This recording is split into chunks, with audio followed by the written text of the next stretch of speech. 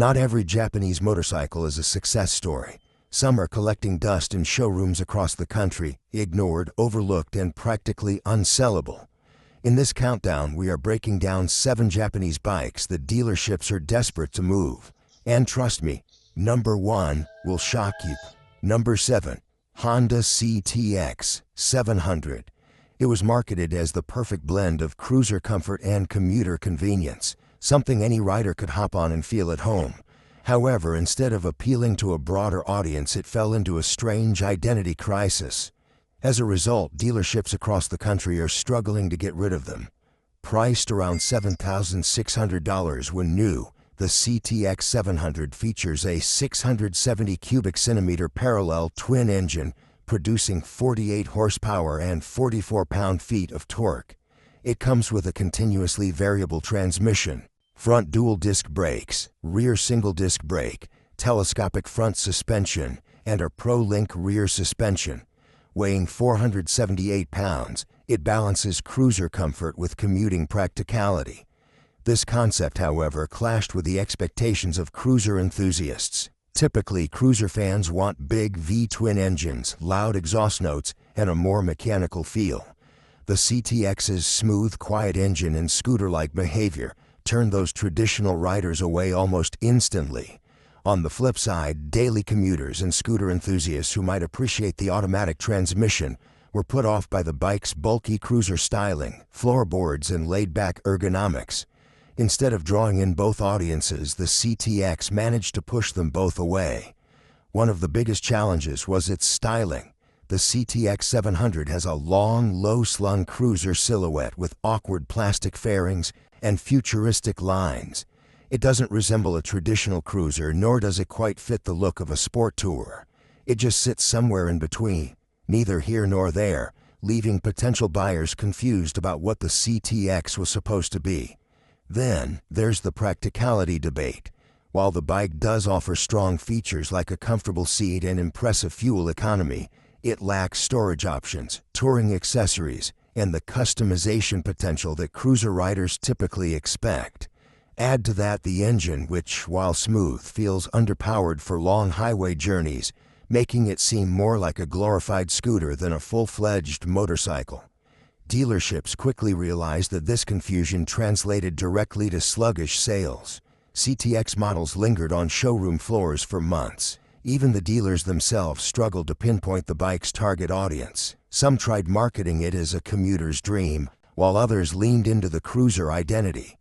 In the end, there was no consistent pitch that resonated. Without a passionate fan base or a community rallying behind the CTX, word-of-mouth enthusiasm never gained traction. Today, it's still possible to find brand new CTX 700s in some dealership inventories, even though they have been out of production for years. That slow turnover speaks volumes. While a handful of owners do appreciate the bike's comfort and ease of use, most dealerships would agree that the CTX 700 was a well-intentioned experiment that simply never found its audience. It's a prime example of how a motorcycle can miss the mark when it tries to be too many things at once. While the CTX failed to resonate with both commuter and cruiser riders, the next bike on our list proves that even when a motorcycle seems perfectly engineered, market realities can still undermine its success. We dug into dealer reports, auction data, and rider feedback so you don't have to. If this insight saved you time or helped you avoid a regretful purchase, consider subscribing for more in-depth breakdowns just like this. Number 6. Kawasaki Ninja 250. It once dominated as the quintessential beginner motorcycle, celebrated for its lightweight construction, straightforward mechanics, and manageable power output. Thousands of new riders made their entry into the world of motorcycling on this little sport bike, which was widely regarded as a reliable commuter and an approachable first ride. However, times have changed. With the motorcycle market evolving, the Ninja 250 is now a tough sell for dealerships. Once hailed as an ideal starter bike, it has become increasingly hard to move off the showroom floor.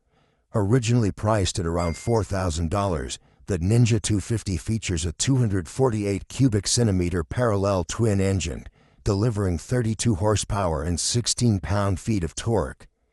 The bike weighs approximately 379 pounds, with a soft front suspension and a single front disc brake that lacks modern stopping power. While suitable for city riding, the performance falters on highways, and the carbureted fuel system demands regular maintenance. The biggest issue is how outdated the Ninja 250 has become. Most modern motorcycles have transitioned to fuel injection, but the Ninja 250 still relies on carburetors. This means routine cleaning, tuning, and maintenance, which can be daunting for newcomers. Cold starts are especially challenging, and the fuel economy is noticeably less efficient than contemporary models.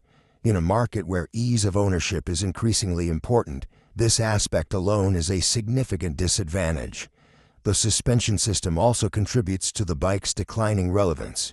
The Ninja 250's soft undersprung setup results in a bouncy ride, lacking precision when cornering or navigating uneven terrain. This compromises confidence, particularly for inexperienced riders trying to build their skills. Additionally, the single front disc brake lacks the bite of dual disc systems, reducing overall safety and braking performance. Beyond the mechanical shortcomings, the bike's aesthetics are also showing their age. The once aggressive lines now look plain compared to sleek, modern sport bikes. The analog gauges, basic bodywork, and lack of LED lighting make it seem stuck in a previous era. In contrast, competitors like the Kawasaki Ninja 400, Yamaha R3, and Honda CBR 500R offer more power, refined suspension, and contemporary features, all while remaining affordable. It is no surprise that dealerships are desperate to move these bikes. Inventory sites idle as managers offer discounts and incentives, but potential buyers remain unimpressed. Even those looking for a budget-friendly ride are more likely to choose something newer with better specs and lower maintenance demands. Still, there is a niche for the Ninja 250.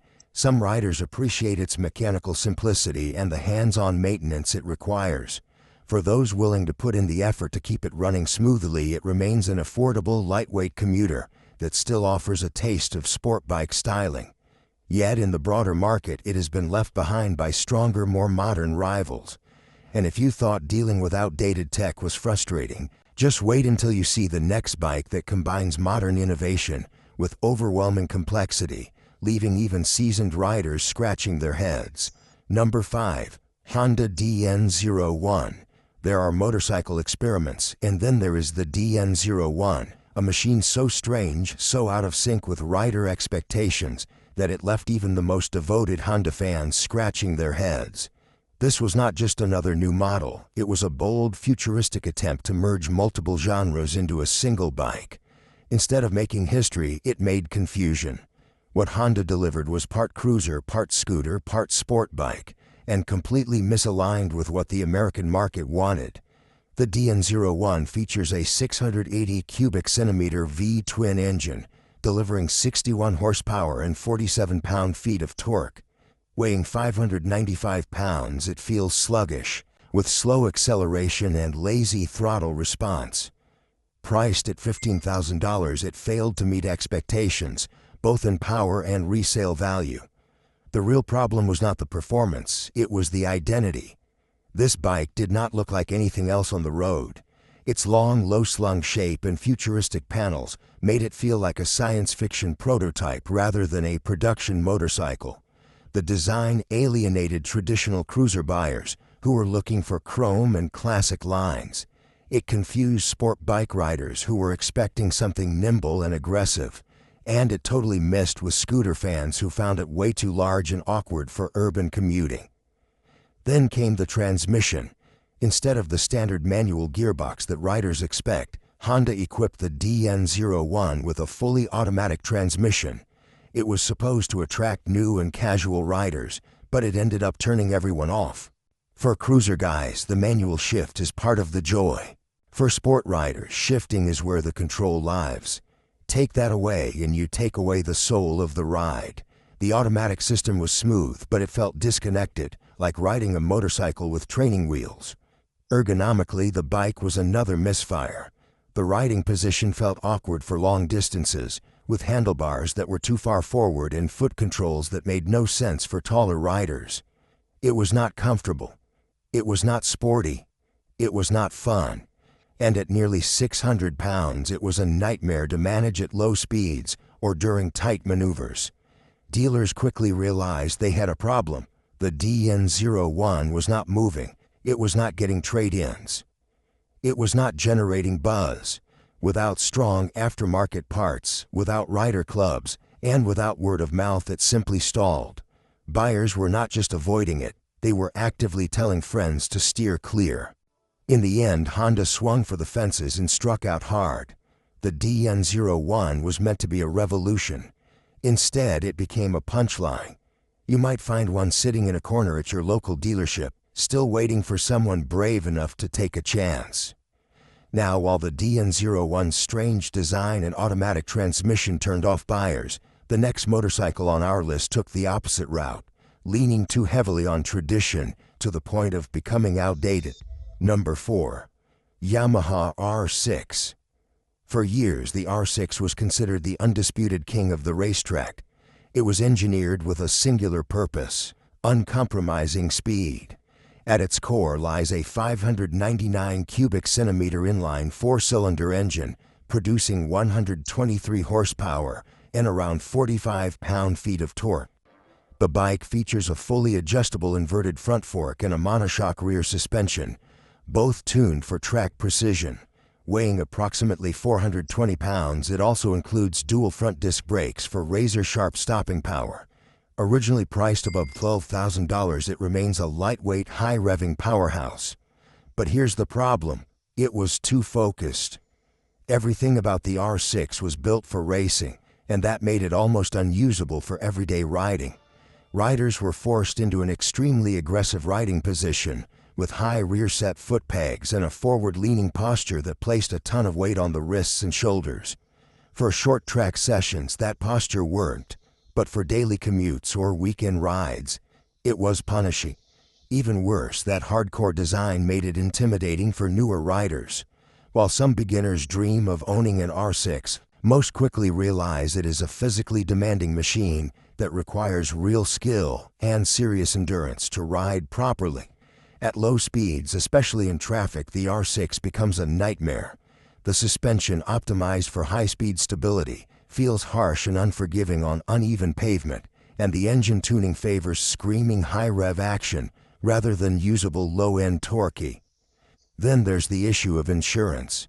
The R6, due to its reputation and high-speed capabilities, is one of the most expensive motorcycles to insure in the entire sport bike category. Insurance companies see it as a high-risk bike, often associated with speeding violations and wrecks, and the premiums reflect that.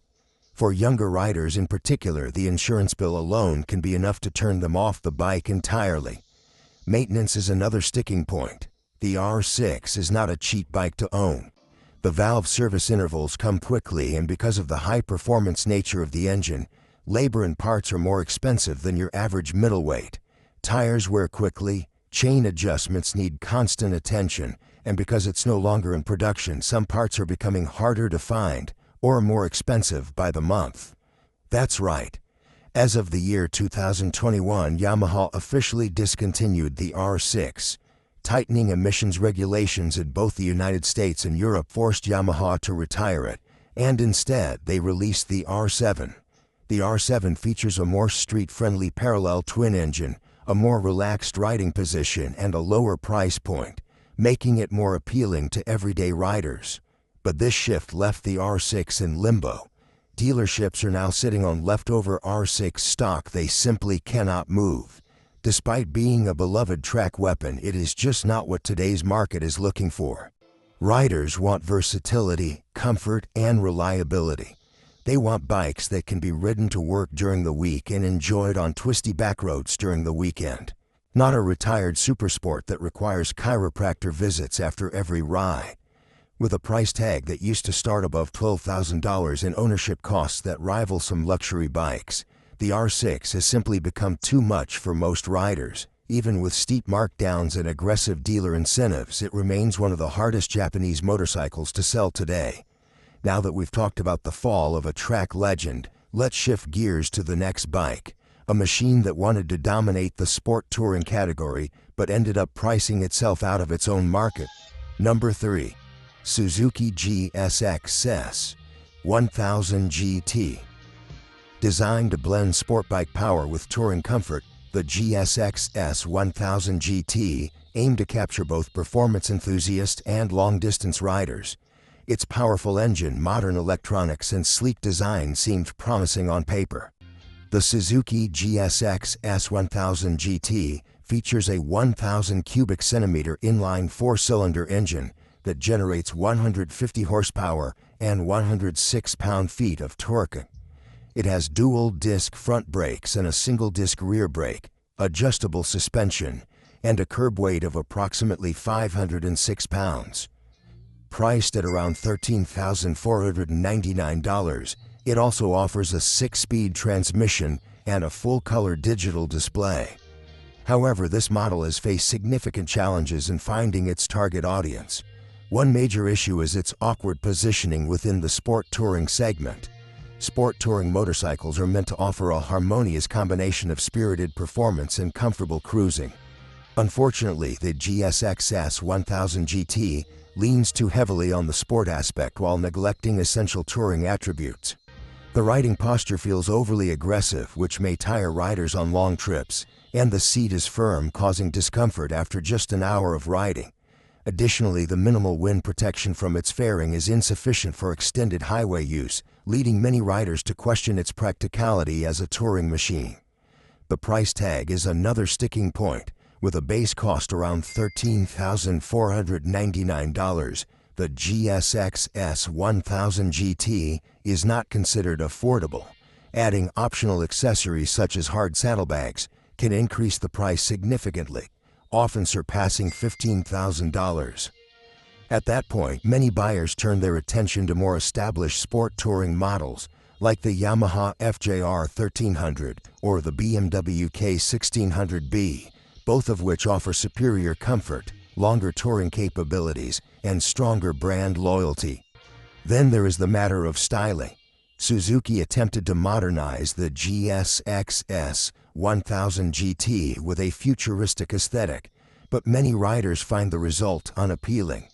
The sharp, angular lines and bold fairing are a departure from the smooth, flowing designs typically favored in the sport touring class. This unconventional look tends to alienate older riders who prefer classic lines and younger enthusiasts who lean toward pure sport bikes. Dealers are increasingly aware of the bike's shortcomings. Even with its impressive specs, the GSX-S 1000 GT fails to resonate with touring purists or sport bike enthusiasts. It occupies a confusing space, too aggressive to offer touring comfort, too heavy to be considered a true sport bike, and too costly to be a budget option. This lack of clear identity has left many units unsold in dealerships nationwide. Potential buyers often bypass the GSX-S 1000 GT altogether, opting instead for proven touring models or more practical naked bikes. Even with dealer incentives such as trade-in bonuses or zero-interest financing, the bike remains overlooked. It is not just about performance, it is about fitting into the right niche, and this model struggles to find its place. And if the GSX-S 1000 GT struggles because it doesn't know what it wants to be, the next motorcycle on this list fails for an even more basic reason. It is just plain boring. Number 2. Kawasaki Versys 1000 LT. Adventure bikes are one of the hottest segments in motorcycling today, and on paper the Kawasaki Versys 1000 LT should be dominating the market. It offers comfort, power, and a laundry list of touring features, all at a relatively reasonable price point. Yet this fully capable adventure tour is being quietly pushed to the back of showrooms across America. Despite all of its strengths, it has become a tough sell, and most dealerships cannot move them fast enough. The heart of the Versys 1000 LT is its 1149 cubic centimeter inline-4 engine, which produces 118 horsepower and 75 pound-feet of torque. It has a 6-speed transmission, long travel suspension, electronic cruise control, dual-disc front brakes with anti-lock braking system, and a curb weight of around 565 pounds. On the tech side, this machine is loaded. It comes with electronic cruise control, cornering management systems, traction control, riding modes, and even Kawasaki's intelligent anti-lock braking system. The long travel suspension and upright ergonomics are designed for maximum comfort on long hauls, while the included hard saddlebags give it plenty of storage space for weekend trips or cross-country adventures. And yet, nobody is buying it. The issue isn't quality. Kawasaki did everything right. The problem is perception and competition. Adventure riders who are serious about off-road capability usually gravitate toward more rugged options, like the Yamaha Tenere 700 or the Honda Africa Twin. These bikes have a more aggressive rally-inspired persona that appeals to the core adventure audience. Meanwhile, riders who want long-distance comfort and tech lean toward luxury touring machines like the BMW GS 1250 or even traditional baggers with more character and brand loyalty. That leaves the Versys 1000 LT stuck in a no-man's land. It is too refined and pavement-focused for hardcore off-road fans, and too bland and anonymous for riders who want presence and personality. Design-wise, the Versys doesn't help its own case. It has a tall, bulky silhouette with fairings that look more utilitarian than stylish. The muted color options and conservative lines fail to stand out next to more charismatic competitors. Even the instrument cluster, while functional, lacks the visual punch buyers have come to expect in this category. Then there's the price. With a base price of around $17,799, the Versys 1000 LT lands in the same neighborhood as bikes with bigger brand cachet and more exotic appeal. For most riders, that price tag just doesn't make sense for a bike that feels purely functional rather than emotionally engaging. Despite its power, reliability, and long-distance prowess, the Versys 1000 LT simply cannot shake the label of being the safe option. It is the motorcycle equivalent of a sensible family sedan in a garage full of sports cars and off-road trucks. Capable, comfortable, and completely forgettable. Dealerships have responded by quietly cutting prices, bundling in luggage kits, or offering extended service deals just to get these bikes out the door. But even with these efforts, it remains a slow mover. The reality is that most riders today want a motorcycle that not only performs, but also inspires, and that is the one thing the Versys 1000 LT just can't deliver. And last but not least, number 1, Yamaha Bolt R-Spec. There was a time when the Yamaha Bolt R-Spec looked like a serious threat to Harley-Davidson's entry-level dominance. With its stripped-down bobber styling, compact frame, and accessible pricing, around $8,600 brand new, Yamaha seemed poised to win over budget-conscious cruiser fans.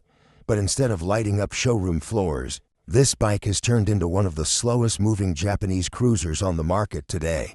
Dealers across the country are sitting on unsold inventory, and the reasons why are becoming increasingly clear. Let's start with the basics. The Bolt R-Spec runs on a 4-stroke air-cooled V8 twin engine with a displacement of 942 cubic centimeters. It puts out approximately 53 horsepower and 47 pound-feet of torque.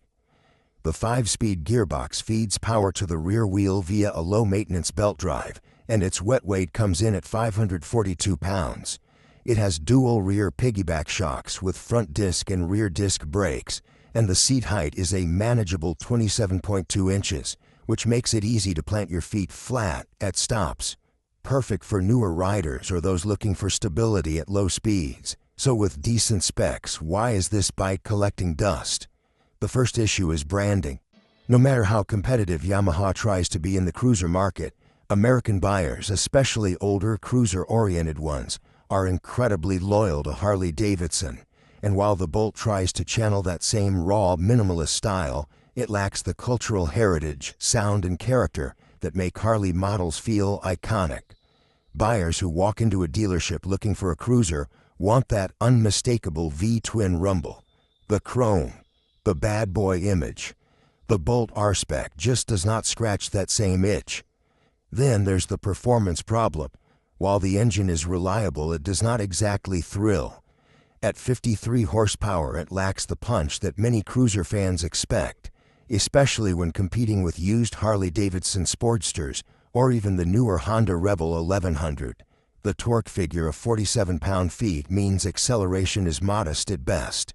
It is fine for city riding or laid-back weekend trips, but when pushed on the open road, it starts to feel sluggish. Riders who test ride the Bolt often walk away unimpressed by its throttle response and overall riding dynamics. Styling is another mixed bag. On one hand, the R-Spec version adds a few cosmetic upgrades like piggyback shocks, special paint, and some brushed aluminum accents. But the rest of the bike still looks like a budget cruiser. The exposed frame, the basic headlamp, and the tiny gauge cluster give off an unfinished, almost parts bin feel. It does not look like a fully polished motorcycle, something you would be proud to show off at a bike night. Additionally, the technology, or lack thereof, is a sticking point. The Bolt R-Spec has no ride modes, no traction control, and no anti-lock braking system on earlier models. In an era where even mid-tier cruisers offer digital displays, connectivity options, and advanced safety features, the Bolt feels outdated. It is a carbureted mentality in a fuel-injected world. Riders expecting a modern experience are often left scratching their heads. Finally, the resale value is a major deterrent. Unlike Harley-Davidsons, which tend to hold their value well and have thriving aftermarket communities, the Bolt depreciates quickly. Many owners find it difficult to recoup their costs when it is time to upgrade. Combined with limited customization options and a smaller rider community, the Bolt lacks the staying power that cruiser buyers expect. But what about you? Would you take a Bolt if the price was right? Or is it just not enough bike for today's market?